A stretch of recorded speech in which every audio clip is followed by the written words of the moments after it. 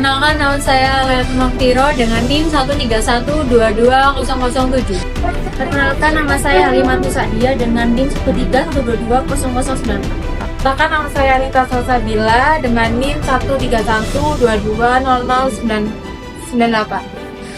Perkenalkan, nama saya Nanda Cecilia Isabel dengan NIM 13122001110. Perkenalkan, nama saya Devi Nandila dengan NIM 13122000055.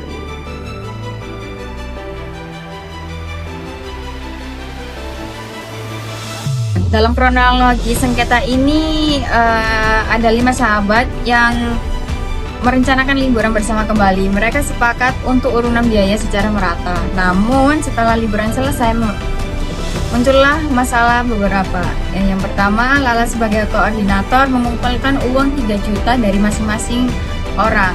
Total yang uang dikumpulkan ialah 15 juta. Setelah liburan, Lala mengatakan uang habis dan tidak memberikan laporan secara detail dan transparan.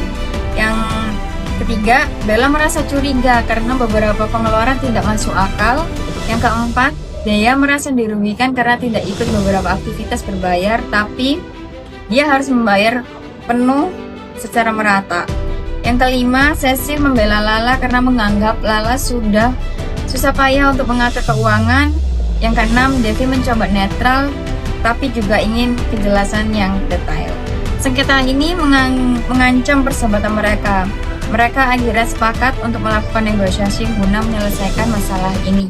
Baik teman-teman, terima kasih sudah datang. Kita berkumpul hari ini bukan untuk saling menyalahkan, tapi untuk menyelesaikan masalah urunan liburan kita. Kita udah sahabatan 5 tahun, jangan sampai kesempatan kita itu dirusak karena uang. Iya, tapi Devi, ini bukan soal uang aja. Ini dengan nominal 3 juta per orang dan sampai sekarang kita nggak tahu kemana uang itu. Bella, kamu jangan langsung nyerang itu dong. Lala kan yang capek atur semuanya. Kamu nggak tahu repotnya gimana. Repot itu satu hal, Cecil. Tapi transparansi itu kewajiban. Apalagi ini uang patungan semua orang. Loh, kan aku udah bilang, uangnya habis buat hotel, transportasi, makan. Kalian kan ikut nikmatin juga. Lala, bukan soal menikmati atau enggak. Aku kan enggak ikut rafting, enggak ikut siapa. Tapi kenapa aku yang tetap bayar sama rata? Tapi kan Dea, kita kan sepakat urunan merata dari awal. Tunggu, kita belum mulai negosiasi beneran nih. Sekarang mari kita duduk dengan kepala dingin. Pertama kita identifikasi dulu masalahnya apa dari awal. Oke, satu persatu ya Bella. Kamu mulai, masalahmu apa? Oke, jadi masalah aku lebih ke simple sih. Aku butuh laporan detail kemana aja uang yang 15 juta itu habis. Aku nggak nuduh Lala korupsi atau apa. Tapi sebagai kontributor, aku punya hak untuk itu. Baiklah Bel, aku terima itu. Aku akui aku nggak bikin laporan detail kemarin. Karena aku nggak biasa dan nggak sempat banget Bel. Good, Lala. Kamu udah mengakui kekurangan di situ. Dea, giliran kamu apa? Masalah aku merasa nggak adil bayar sama rata padahal aku nggak ikut beberapa aktivitas.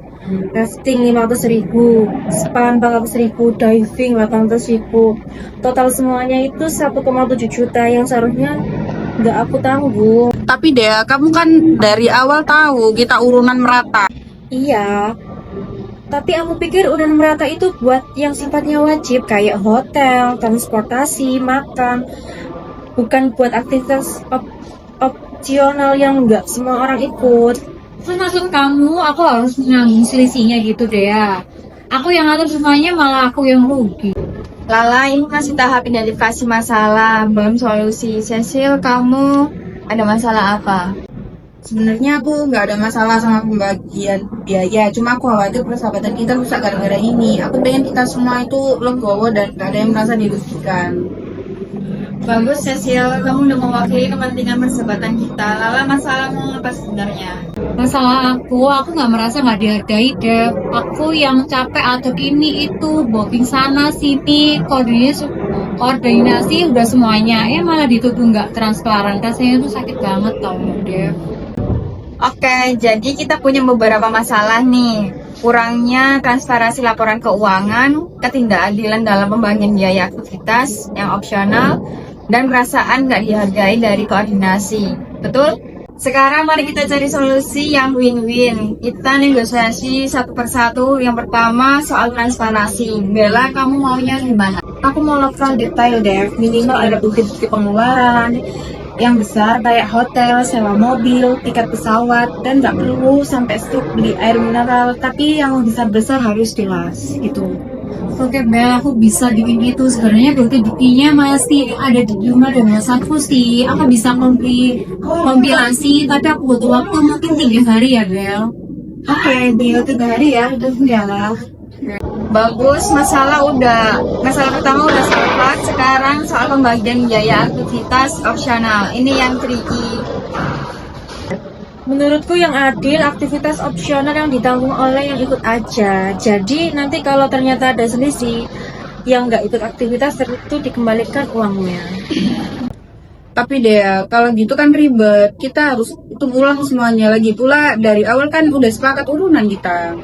Aku tahu ribet, tapi ini soal keadilan Cecil. Tunggu, aku punya usulan. Bagaimana kalau kita cek dulu total biaya aktivitas opsional itu berapa? Lalu kita lihat siapa aja yang nggak ikut apa, baru kita hitung selisihnya. Itu maksudnya gimana lah? Jadi gini, misal total aktivitas opsional 3 juta. Kalau dibagi 5 orang kan masing-masingnya 600.000 Bel. Tapi karena dia nggak ikut yang 1,7 juta, berarti dia cuma harus bayar yang aktivitas yang dia ikut aja. Terus selisihnya kita bagi yang ikut. Itu lebih baik dan masuk akal. Tapi aku mau lebih simpel sih.